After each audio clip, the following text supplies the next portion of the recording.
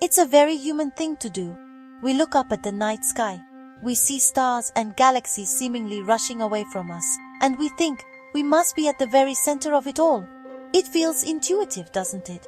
If everything is moving away from us, then surely our planet, our galaxy, must be the starting point of this grand cosmic explosion.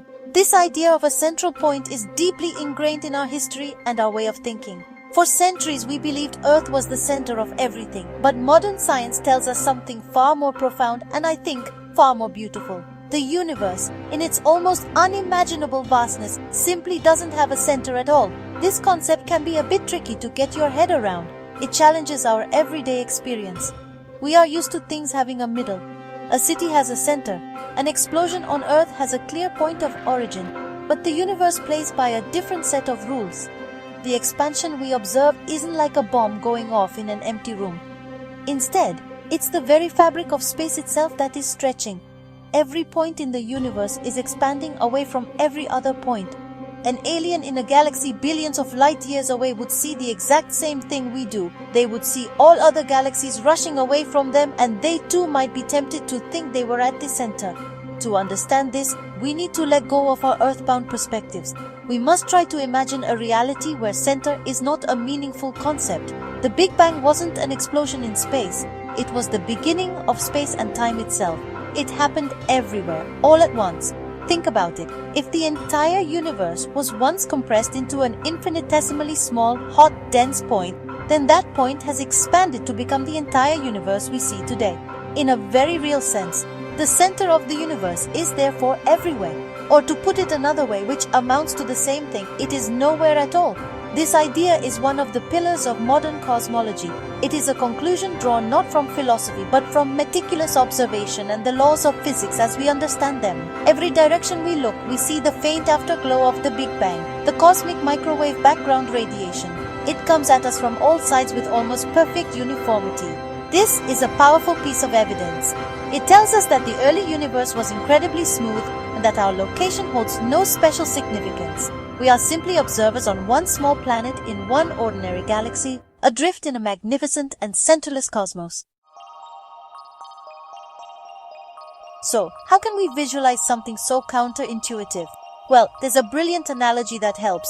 Imagine you have a balloon and you draw lots of little dots all over its surface. Each dot represents a galaxy. Now, start to inflate the balloon. Watch what happens to the dots. From the perspective of any single dot, all the other dots are moving away from it. What's more, the dots farther away seem to be moving away faster than the dots that are closer. This is exactly what we observe when we look out at the universe. But is there a center to the surface of the balloon? No, there isn't. The center is inside the balloon, in a dimension the two-dimensional dots can't access. This analogy perfectly captures the essence of Albert Einstein's theory of general relativity. Einstein revolutionized our understanding of gravity. He showed that space and time are not separate static things. They are woven together into a single dynamic fabric called space-time. Massive objects like stars and galaxies warp and curve this fabric, and it's this curvature that we experience as gravity. But Einstein's equations also predicted something astonishing. They suggested that the entire fabric of space-time could be expanding. This wasn't just a theoretical curiosity. In the 1920s, astronomer Edwin Hubble observed that distant galaxies were indeed racing away from us, providing the first concrete evidence for an expanding universe. So, our universe is like the three-dimensional surface of a four-dimensional balloon. We are living within the fabric of space-time itself. As this fabric expands, it carries the galaxies along with it for the ride. This is why it's not quite right to say that galaxies are flying through space. It is space itself that is expanding between them. This resolves the puzzle of why we see everything moving away from us. It's not because we are at a privileged central point. It's because the very space we inhabit is growing larger every second. It's a mind-bending idea, but one that is supported by a century of scientific observation and theoretical work. This concept of expanding space has profound implications. It means the universe doesn't need an outside to expand into. The expansion is an intrinsic property of the universe itself. The balloon analogy is helpful, but it's important to remember it's just a model. Our universe is a three-dimensional space, not a two-dimensional surface. The expansion is happening in all three dimensions simultaneously. Understanding this is key to letting go of the notion of a cosmic center. In an expanding, borderless universe governed by general relativity, every point is as valid a frame of reference as any other. There is no single, unique middle ground. The scientific bedrock for a centerless universe is an idea called the cosmological principle. This principle makes two very simple yet very powerful assumptions about the universe on the largest of scales. The first is that the universe is homogeneous. This means that if you were to take a very large chunk of the universe, it would look pretty much the same as any other large chunk. Of course, on smaller scales, the universe is lumpy. We have planets, stars, and galaxies. But if you zoom out far enough, these details smooth out into a near-perfect, even distribution of matter and energy. The second part of the cosmological principle is that the universe is isotropic. This simply means that it looks the same in every direction you look. Again, on a large enough scale, you won't find any preferred direction or special axis in the cosmos.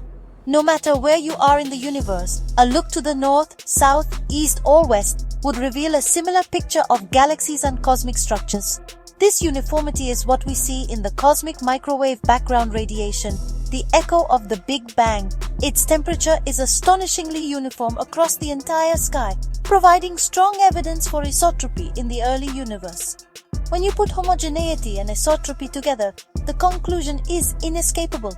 If the universe is the same everywhere and looks the same in every direction, then no point can be special. If there were a center, that location would be unique. It would be different from all other locations. This would violate the principle of homogeneity. Similarly, if you were at the center, the universe might look different than if you were at the edge, which would violate the principle of isotropy. Therefore, a universe that obeys the cosmological principle cannot, by definition, have a center. It's a logical consequence of our large-scale observations. This principle has been the cornerstone of the standard model of cosmology for decades. It allows scientists to create mathematical models of the entire universe, as they don't have to worry about our specific location affecting the results. It simplifies the incredibly complex equations of general relativity, making it possible to describe the evolution of the cosmos from the Big Bang to the present day. The idea that we don't occupy a special place is a continuation of the scientific revolution started by Copernicus. Just as the Earth is not the center of the solar system, our galaxy is not the center of the universe. Science, of course, never stands still. The cosmological principle is a powerful theory, but it must be continuously tested. This is where incredible new instruments like the European Space Agency's Euclid telescope come in. Launched in 2023, Euclid is on a mission to create the largest, most accurate three-dimensional map of the universe ever made. It will observe billions of galaxies, some of them up to 10 billion light-years away. Its primary goal is to study the mysterious dark matter and dark energy that dominate our cosmos, but its data will also provide the most stringent test of the cosmological principle yet. Euclid will do this by looking for tiny irregularities or anisotropies in the distribution of galaxies on a massive scale. It will use a technique called weak gravitational lensing, measuring how the light from distant galaxies is subtly distorted by the gravity of matter in the foreground. In early 2025, a new method was proposed to analyze this data, looking for specific correlations that would suggest the universe is not perfectly isotropic. If Euclid finds significant deviations from what the cosmological principle predicts, it could mean our standard model of cosmology needs a major rethink. It would be a revolutionary discovery. While established models are being tested, new ideas are always emerging. A fascinating alternative theory proposed in April 2025 by Dr. Melvin Vopson is called information physics. This theory suggests that the universe behaves like a vast computational system. It posits that information is a physical and fundamental component of the universe, just like matter and energy. In this model, gravity isn't a fundamental force in the traditional sense. Instead, it emerges as a mechanism for the universe to optimize and compress its own data, a bit like a computer tidying up its hard drive to save space. This information-based perspective offers a completely different way to think about cosmic structure. Instead of a universe governed by the curvature of space-time, we might have a universe governed by the rules of computation and information entropy. In such a system, the concept of a physical center becomes even less relevant. The important thing isn't where things are located in space, but how the information that defines them is being processed and organized. While still a very new and speculative idea, it shows how science continues to push boundaries, seeking deeper explanations for the fundamental nature of our reality and our place within it.